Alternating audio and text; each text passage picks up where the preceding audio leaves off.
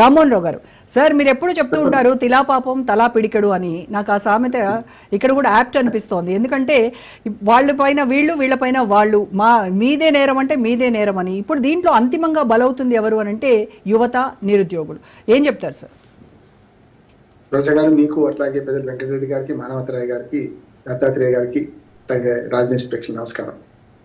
మీరు అన్నదే కరెక్ట్. ఎందుకంటే వెనకడ చిన్న కథ ఉందన్నమాట.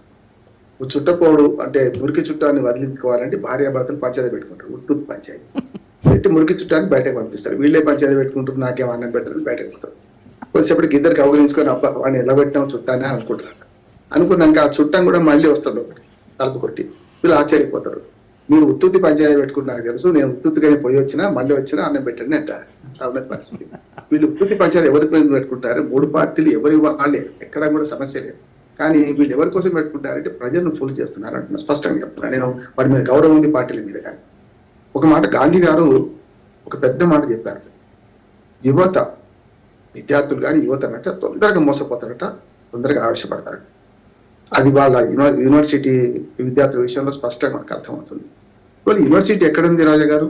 మన భారతదేశంలో ఉంది. హైదరాబాద్ నడిబొట్టు, రాజధాని నడిబొట్టును ఉంది కదా.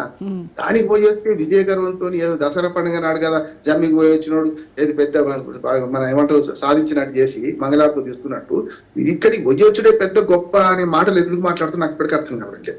ఒకటి మనోదరాయ్ గారి మాటల్లో చెప్తాను, పోయి మాట్లాడిండా లేడా కానీ 20 ఏళ్ళుగా ఏ ముఖ్యమంత్రి పోలేదు, ఇప్పుడు దాకా ఎక్కడ పోయిండు అనే మాట మాట్లాడుతున్నారు. మరి ఏమని మన కేసీఆర్ గారు 2017 ఏప్రిల్ 26 నాడు పోయిండు కదా. సార్ ఇప్పుడు నేనేమన్నా దొడ్డిదారా మంచిదారా కాదు, ముఖ్యమంత్రి మధ్యలో మాట్లాడు దయచేసి మొత్తం మాట్లాడు. 20 ఏళ్ళుగా ఏ ముఖ్యమంత్రి పోలేదు అని అంటే 20 ఏళ్ళు అంటే ఉమ్మడి ఆంధ్రప్రదేశ్ లో కూడా అనే మాట మీరు అంటున్నారు కనుక నేను స్పష్టంగా దొడ్డిదారా మంచిదండి, పోలీస్ పహారా మిమ్మల్ని అంటారు. సమస్య ఎక్కడండి? నా ఉద్దేశం అంటే పోయిందా లేదా, మాట్లాడలేదా అది వేరు.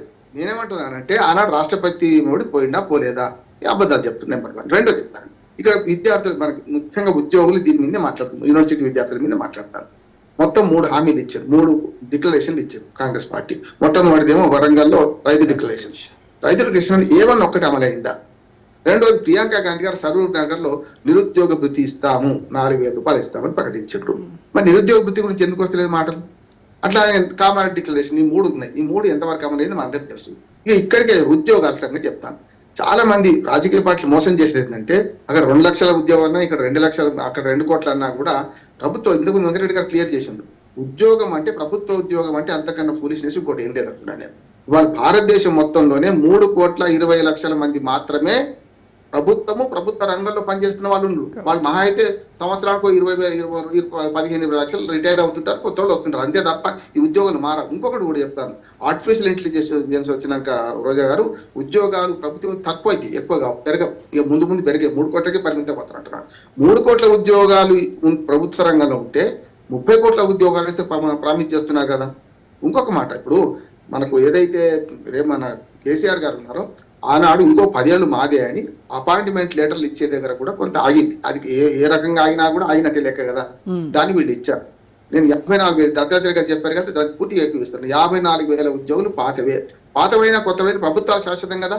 ప్రభుత్వాలు కంటిన్యూషన్ ఉంటుంది. ప్రభుత్వం ఆపిన పని ఇంకోటి. ఇప్పుడు కుటుంబ యజమాని చచ్చిపోతే ఈ కుటుంబంతో ఆగం కాదు కదా, కొత్తోడు వస్తాడు. ఇక్కడ చచ్చిపోవడం కాదు, అధికారం నుంచి పోవడం వల్ల వాళ్ళు 54,000 ఉద్యోగులు ఇచ్చారు. అంటే ఇక్కడ నోటిఫికేషన్ ఇచ్చిన వాళ్ళది కాదు, నియామక పత్రాలు ఇవ్వడం అనేది ఇక్కడ వండినప్పుడు వండినాక వడ్డించడం గొప్ప అవుతుంది. ఇప్పుడు వండినోడు ఎటో పోతాడు, వడ్డించడం గొప్ప అయింది, సరే మంచిది కాదట్లేదు. ఇప్పుడు ప్రభుత్వాల శాశ్వతం మీరు ఇచ్చింది మంచిది, కానీ 20 నెలల్లో కొత్తగా ఉద్యోగాలకు సేమించారంటే చాలా అవరోధాలు చెప్తున్నారు. అవరోధాలు ఎప్పుడైనా ఉంటాయి, అప్పుడు ఉంది, ఇప్పుడు కేసులు పడతాయి. కానీ దాన్ని అధిగమించి ఎట్లా ఉద్యోగాలు ఇస్తామని పోవాలి కదా. 6,000 10,000 కొత్తగా వీళ్ళు ఉద్యోగాలు ఇచ్చారు. కొత్తగా ఇప్పుడు ప్రజల పిల్లలకి అయితే ఆశలు పెట్టింది కదా, నిరుద్యోగులకి ఆశలు పెట్టింది కదా. ఇంకొక మాట కూడా మాట్లాడుతున్నాను నేను.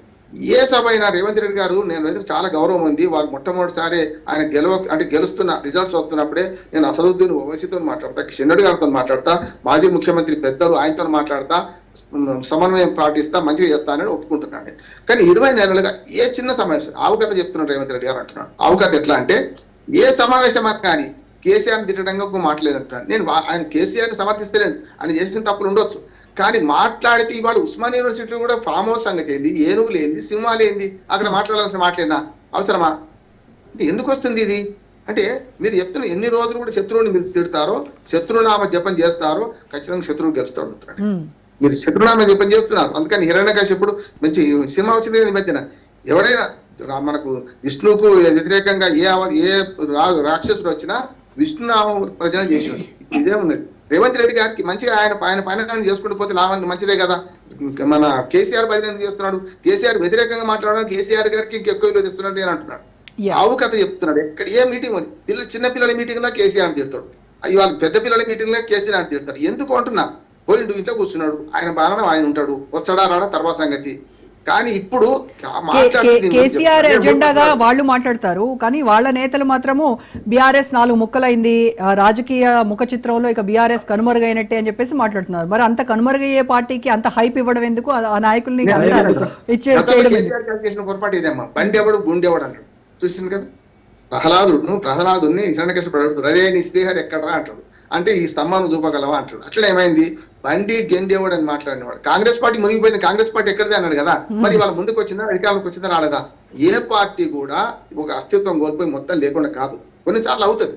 ప్రాంతీయ తత్వం వల్ల తెలుగుదేశం పార్టీ ఇక్కడ ఉనికి లేకుండా అయింది, అది చారిత్రక నేపథ్యం అంట. కానీ కాంగ్రెస్ పార్టీ లేకపోతే బీజేపీ లేకపోతే బీఆర్ఎస్ ఉనికి లేకుండా అవుతుందని అయితే అనుకుంటలేను. ఉప ప్రాంతీయ పార్టీ కాక ప్రాంతీయ పార్టీగా అయింది. ఈ 3 పార్టీల ముక్కలాటలో ప్రజలు నష్టపోతున్నా లేదా? నేను స్పష్టంగా ఇచ్చిన హామీలలో 2 లక్షల ఉద్యోగాలు ఇవ్వలేము, నేను 4 వ్యాసాలు రాసిన, ఇవ్వలేరు వీళ్ళు అన్నా. ఎందుకంటే 2 లక్షల ఉద్యోగాలు కావు, అసలు కొత్తగా రావు అంటున్నారు.